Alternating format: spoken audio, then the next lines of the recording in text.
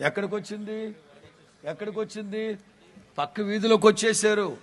పక్క వీధిలోకి వచ్చేసే ఏం జరుగుతూ ఉంది, ఎటు వెళ్తా ఉంది సమాజం?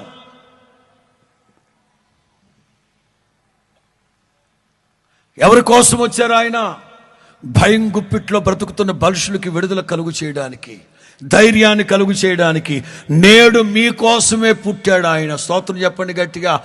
మనకున్న ఒకే ఒక ధైర్యం నజరేయుడని యేసు. క్రైస్తవులకున్న ఒకే ఒక ధైర్యం నజరేయుడని యేసు. అంతే అంతే. రాజులను నమ్ముకొనుట కంటే, మనుషులను నమ్ముకొనుట కంటే నజరేయుడని యేసును ఆశ్రయించుట మేలు.